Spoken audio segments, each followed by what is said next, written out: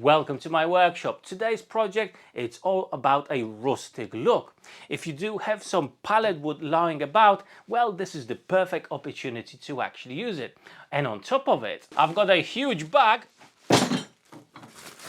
of horseshoes as well that I want to utilize. Now, if you want to use reclaimed timber or pallet wood, anything like that, the first thing we need to do is to check if there's any more nails or metal left in these. The last thing you want to do is to run these boards through, for example, a table saw or thicknesser or anything like that, and the nail will destroy the blade or even cause an accident. You can pick up a very cheap metal finder or stud finder and just run that against your boards, and this will tell you if there are any nails or any metals in these boards.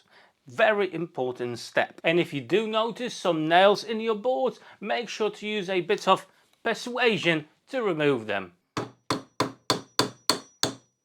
Now we need to prepare our boards for the project. I want to get one straight edge at this point, and I'm actually going to be using my table saw to do that. And I'm going to be using an L fence, a jig that I've made for my table saw a while ago. If you're interested to see how exactly it all works and how to make it, I'm going to drop a link to that video down below in the description of this one. Or if you're watching this on a TV, you can scan this QR code with your phone and save that video to watch later. But now, very quickly, I'm just going to get that jig set up correctly, and I'm going to start getting those straight edges on my board. Now you're going to need a straight edge that you know it's straight. In my case, I'm actually just going to be using a T-track, but you can use a board that you know it's straight or anything else. And I'm going to be using painter's tape and a bit of CA to put both of them together, so I do have a nice straight edge to follow on my table saw.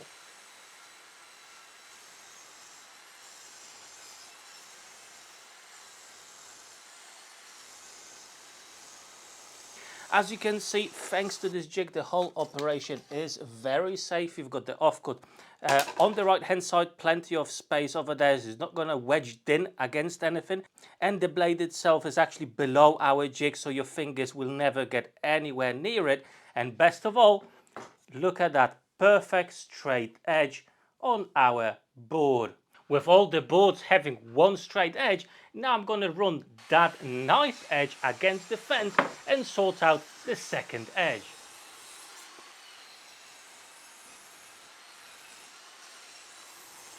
Now, as you probably noticed, we are working here a little bit backwards, as what you would usually do is to get the faces nice, flat and true before the edges. However, I do want to have as much feature from the wood as possible. The bottom of our tray needs to be as flat as possible so we can actually carry stuff in it, but still trying to preserve as much of the feature that the wood has.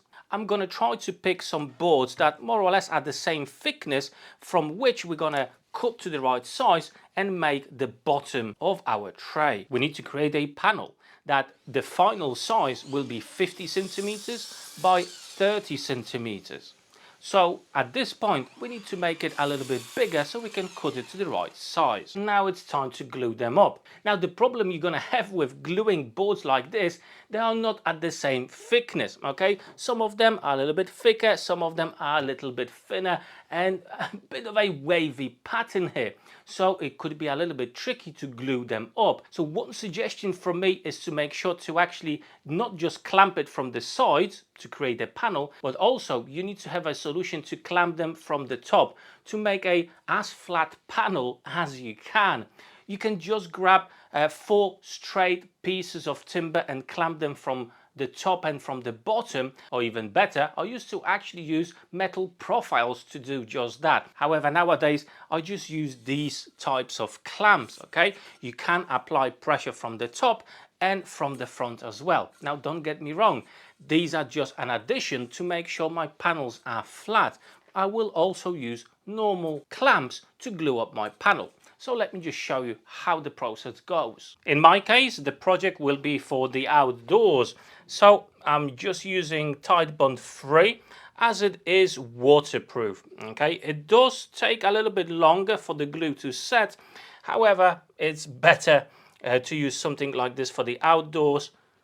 Just make sure to spread a generous amount of the glue. If you do want to find out a little bit more about these clamps that I'm using, well, I do have a video that goes a little bit more in depth about them. I'm going to leave a link down below in the description of this video, and of course there should be a QR code right now for you to scan it with your phone if you're watching this on a TV. And now we can add a little bit more pressure for those boards to come together. I'm also going to drop one clamp from the top in the middle and another clamp from the bottom as well. Okay, as the wood glue dries, we can turn our attention to the horseshoes that will become the handles for our tray. Now, I do have a set of smaller ones and larger ones. I'm not sure which ones I'm going to pick. However, what I need to do is to clean them out. And I do have this rust remover spray, so I'm going to spray all of that and leave it for this to work. And then we'll just use a hard brush to clean everything out. Okay, it's been a few minutes, so now I can use this wire brush to clean them out a little bit. With the glue now dried up, we need to clean out the excess just a little bit. I'm just going to use my old chisel to do just that. Right then, we've got our panel ready, and I have to say I really love the rustic look in this panel. Unfortunately, the boards are not level, okay? They're not flat to each other, which means if you want to carry anything inside of your tray, then there's a good chance if it's a cup of coffee, it will spill over and it will wobble. We definitely don't want that. Now, there are many ways to get that panel nice and flat. However, the problem is, as you do that, most of the cases you're going to remove all the features from this timber, and we do want to keep as much of it as possible. So for example, you can use a hand plane to get these boards nice and flat. However, with a hand plane, you're actually going to remove a lot of material and you're going to make it kind of smooth. And the same thing will happen if you try to run this panel through a planer, thicknesser, any machines of that sort. So in my case, I'm actually going to try to use a belt sander with 80 grit on board. Sure, it will remove a lot of material, but because of the harsh grit on board and the way I'm going to try to use it, it will remove some of the features, but it will introduce others. And in the end, if you do remove way too much material and your board becomes ultra smooth, nothing like a rustic project, well, there is a solution to that as well, which I'm probably going to use. A burnishing tool. Okay, this one is a dedicated tool that I've picked up in Lidl from Parkside. Okay, you do get these brushes.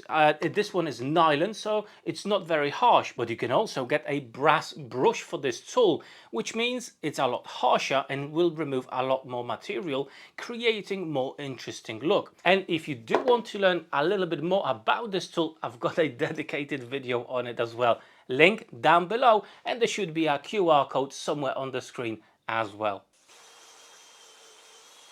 Right, we've got nice and flat surface now on both sides. However, we did lose a bit of texture. At the moment, it's looking very nice, but I'm going to add a bit of texture with the burnishing tool. Check this out. Tell you what, you can feel the texture now under your hands. I don't think my camera can catch this. However, when we're going to add a bit of wood dye, I think that texture will really pop. Now it's time to get this panel to the final sizes, which is 50 centimeters long and 30 centimeters wide. I've picked up 3 boards that I want to use as an edge to our tray.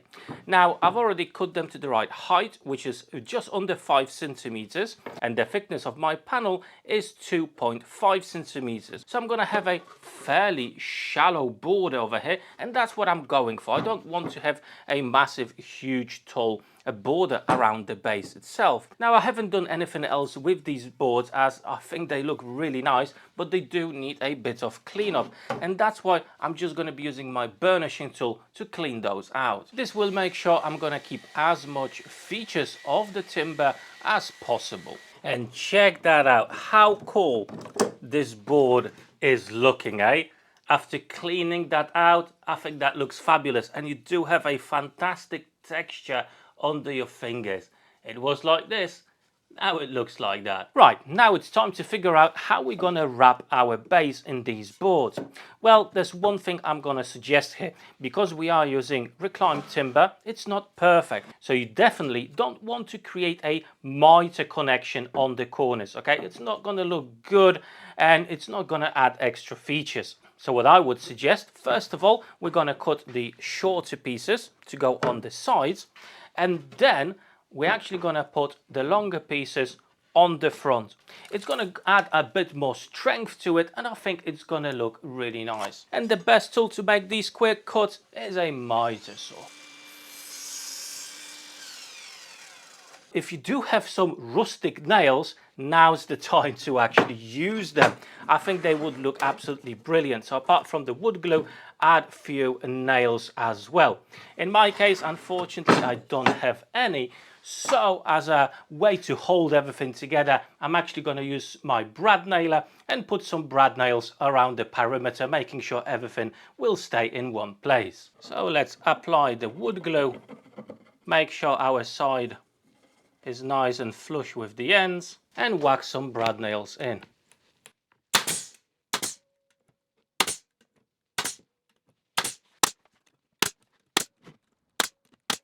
And I'm just going to whack it into some clamps just to give that extra bond strength from the glue. Everything is nicely glued up, and what you want to do now is to break the edges so there's no harsh edges.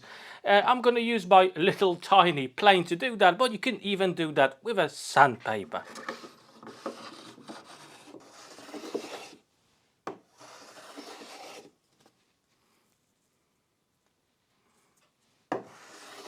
The next step is totally optional. If you like the look of your timber as it is now, well, Bob's your uncle, you can go to the finishing stage. However, in my case, I do want to have a more uniform look of the whole timber, okay, from the bottom and from the top. That's why I'm going to use a wood dye in rustic oak to give it probably 1 or 2 coats to even out the shades of the wood. I'm just using a foam brush. I think it's one of the easiest and best ways to actually add wood dye to your projects. What you want to do is to remove any excess, okay? Don't leave too much on. Just apply in really nice thin coats and then just wipe off any excess from it. You're going to get a much better look of the finished product. And as you can see, thanks to the wood dye, we do have much more uniform color across all boards, and they were absolutely totally different, but now everything comes together really nicely. And I have to say, thanks to the burnishing tool, you do have a fantastic texture under your fingers. But now it's time to pick the right size of horseshoes that will act as handles to our tray. Now let's have a look which one looks best. Now these are the smaller ones, okay, and I think that looks quite good. Nice low profile, very interesting. How about the larger ones? Let's have a look. Well, they're definitely more visible. Tell you what, it's really hard to decide. I'm not sure which one I like best. Let me know down below in the comment sections which one you would choose. The larger ones or the smaller ones. In the end, I went with the smaller horseshoes, and as you can see, I'm trying to drill some holes for the screws that will be holding this to our tray. Now let's put our horseshoes on the tray itself. And the final thing we need to do, I'm going to apply a couple of coats of spray varnish to seal everything in place, including the horseshoes. And there you have it, our tray is completed. I think it looks absolutely fabulous, nice and rustic. If you are going for a look like this for your tray, I think this is definitely one of the best looking rustic trays I've seen. And as you can see, it's quite easy to make as well. Tell you what, absolutely perfect tray for my garden. I can sit down, relax and enjoy a cup of coffee. And there you have it, a bit of a different type of project for today. I hope you did enjoy the video.